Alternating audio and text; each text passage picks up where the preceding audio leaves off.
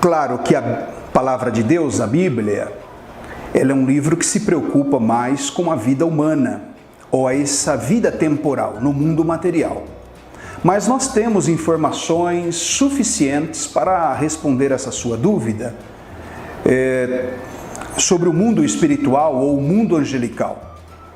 E há pelo menos 4 passagens bíblicas que jogam luz sobre esse tema e que podemos seguramente afirmar com base nessas passagens que é um grupo de demônios que permanecem presos no Tártaro ou numa prisão espiritual.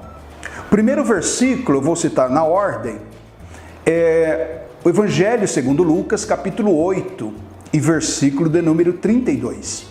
Quando Jesus está ali praticando um exorcismo, e aqueles demônios, eles suplicam a Jesus para que não os mande ao abismo.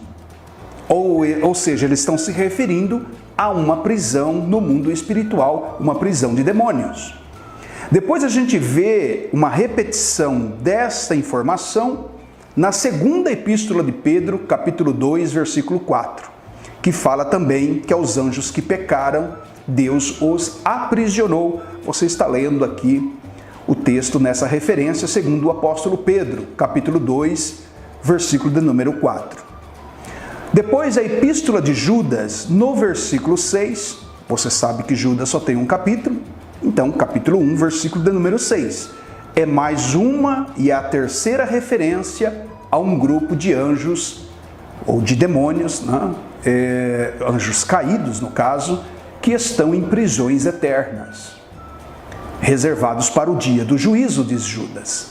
Aí o dia do juízo, ele está se referindo ao juízo final, lá do Apocalipse, capítulo do número 20, quando então, tanto os homens ímpios inconversos, quanto Satanás e os demônios, serão então definitivamente julgados e lançados na Guiena ou no lago de fogo. O próprio inferno é lançado depois nesse último estágio de condenação eterna.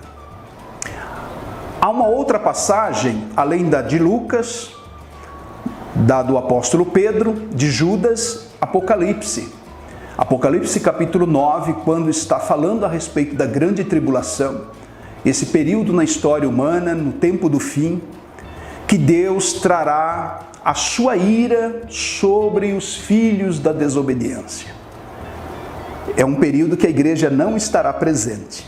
Nós vamos gravar um vídeo sobre se a igreja passa ou não pela grande tribulação. Não é o tema dessa resposta. Mas durante o período da grande tribulação, que deve durar em torno de 7 anos, chamado de a ira de Deus, o tempo de uma tribulação sobre o mundo que nunca houve e nunca haverá uma pior do que esta, diz que um anjo poderoso abriu a tampa do poço do abismo. E aí nós temos a passagem de Apocalipse, capítulo de número 9, versículo 2 ao versículo 4 especialmente, mas você pode ler toda a passagem do versículo 1 ao 12.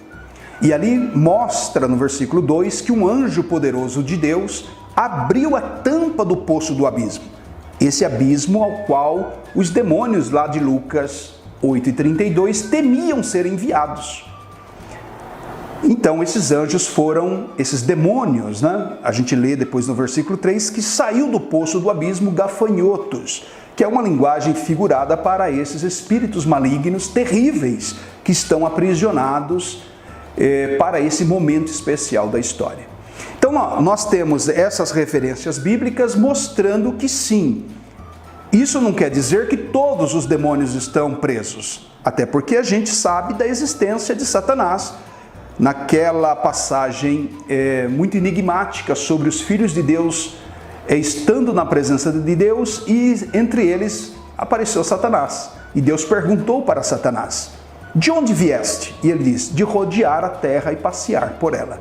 Então sabemos de um grupo de demônios que estão livres. Jesus expulsou demônios. Depois esses demônios foram enviados para uma manada de porcos ali em Genezaré. Então nós sabemos que há uma atividade demoníaca no mundo espiritual, principados e potestades, mas há um grupo de demônios provavelmente por serem terríveis, por serem muito poderosos, estão aprisionados para serem libertos, para tentarem os homens durante o período da grande tribulação.